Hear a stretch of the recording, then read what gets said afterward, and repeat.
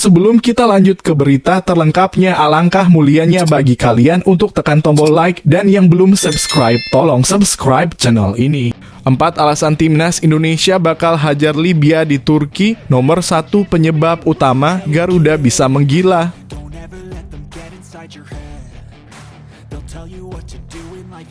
PSSI harus berani ambil keputusan jelas, kata Bung Towel, jika Shin Tae-yong gagal penuhi target di Piala Asia 2023. Media Irak remehkan timnas Indonesia, sebut jalani laga uji coba yang sia-sia jelang Piala Asia 2023.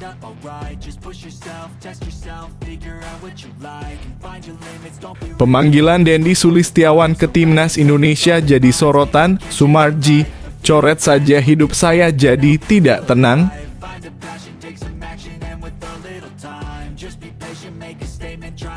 Bukti PSSI tak hanya andalkan naturalisasi, Rp450 juta disiapkan untuk Asprof demi pembinaan usia muda.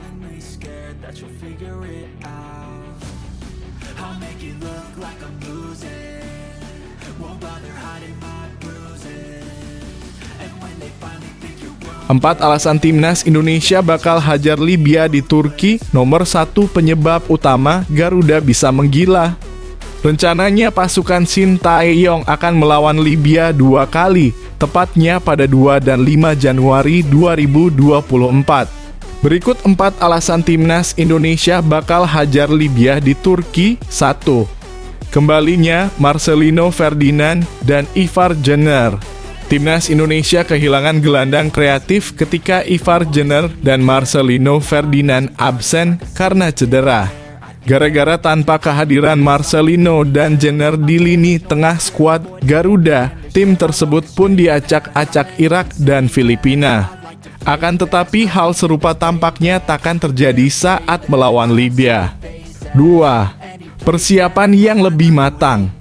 Demi mematangkan persiapan Garuda, dengan melakukan TC selama 2 pekan lebih itu, diyakini permainan timnas Indonesia akan jauh lebih baik. Liga 1 2023-2024 bahkan diliburkan sejenak demi membiarkan para pemain yang dipanggil timnas Indonesia menjalani TC. 3. Faktor Shin Tae-yong. Shin Tae-yong pasti sudah menyiapkan timnya sebaik mungkin jelang melawan Libya. Ia pasti mengincar kemenangan demi meningkatkan rasa percaya diri para pemainnya. Meski laga uji coba, Shin Tae-yong diprediksi akan menjalaninya seperti laga serius. Walau memang ada peluang ia akan menjadikan laga itu untuk mencoba berbagai strategi. 4.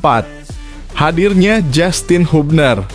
Hubner yang baru resmi dinaturalisasi dinilai akan sangat berguna untuk timnas Indonesia.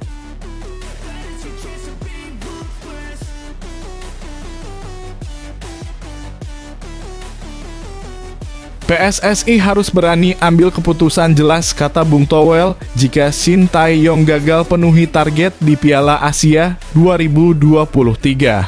Shin Tae-yong telah menetapkan target membawa timnas Indonesia menembus babak 16 besar Piala Asia 2023. Lantas, jika gagal terpenuhi, bagaimana dengan masa depan pelatih asal Korea Selatan tersebut? Tommy Welly selaku pengamat sepak bola tanah air dengan tegas menyebut PSSI harus berani mengambil keputusan soal masa depan Shin Tae-yong jika nantinya timnas Indonesia gagal memenuhi target di Piala Asia 2023. Ditambahkan, PSSI tidak perlu membuang waktu lagi untuk mengevaluasi pelatih berusia 53 tahun tersebut. Bung Towel menuturkan bahwa Shin Tae-yong harus benar-benar bisa membuktikan bahwa sejatinya level timnas Indonesia sudah ada di kancah Asia. Jika dia belum bisa membawa skuad Garuda naik level, menurutnya PSSI sudah tidak perlu menunggu waktu lagi. Harus jelas keputusannya out. Tidak usah buang waktu. Waktu sudah diberikan, kelengkapan sudah diberikan, fasilitas sudah diberikan, naturalisasi sudah diberikan. PSSI harus melakukan evaluasi, review, dan mengambil keputusan untuk Shin Tae-yong, ungkap Bung Toel. Gimana menurut kalian guys terkait ocehan brutal Bung Toel? Silahkan kasih komentar di kolom bawah ya guys.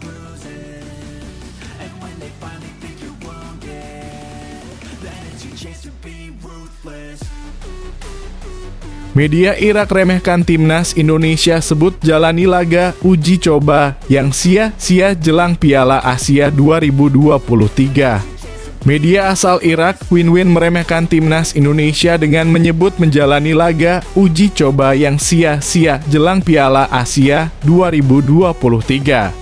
Sebab menurut media Irak itu, laga uji coba tersebut takkan berpengaruh karena sebelumnya timnas Indonesia sudah pernah dihajar Irak 5-1. Tepatnya pasukan Shin Tae-yong akan menghadapi Libya 2 kali pada 2 dan 5 Januari 2024 di Turki. Setelahnya timnas Indonesia masih akan melakukan laga uji coba melawan Iran di Qatar pada 9 Januari 2024. Ketiga laga itu semata-mata disiapkan agar Shin Tae-yong bisa mematangkan strategi untuk menghadapi Piala Asia 2023. Sebab Garuda tergabung di grup kuat, yakni grup D yang berisikan Vietnam, Irak, dan Jepang. Melawan Irak sejauh ini di kualifikasi Piala Dunia tersebut dan hasilnya sangat memalukan karena Garuda tumbang 1-5 di markas timnas Irak. Fakta itulah yang diungkit kembali oleh Win-Win. Media Irak itu menyebut segala uji coba itu seperti sia-sia karena faktanya timnas Irak sudah pernah menang telak atas timnas Indonesia.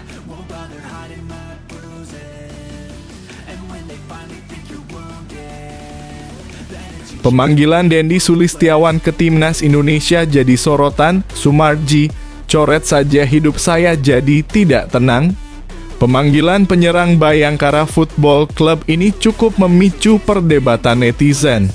Apalagi ada beberapa kandidat yang dinilai bisa lebih memberikan kontribusi, salah satunya adalah Stefano Lillipali.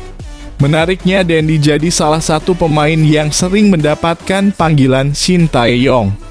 Pengamat sepak bola Bung Ropan berusaha menghubungi Ketua Badan Tim Nasional BTN, Sumarji.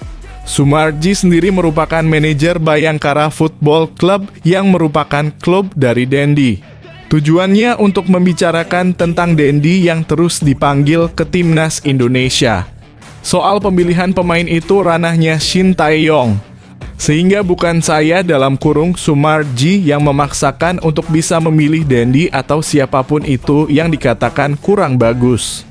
Tugas Sumarji di timnas adalah menjaga agar kondisi di internal tim tidak ada masalah.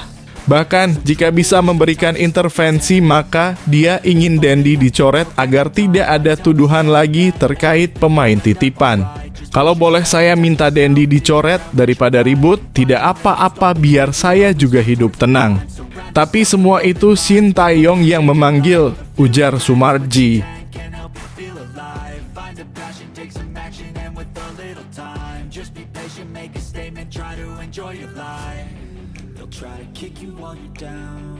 Bukti PSSI tak hanya andalkan naturalisasi, Rp450 juta disiapkan untuk Asprof demi pembinaan usia muda.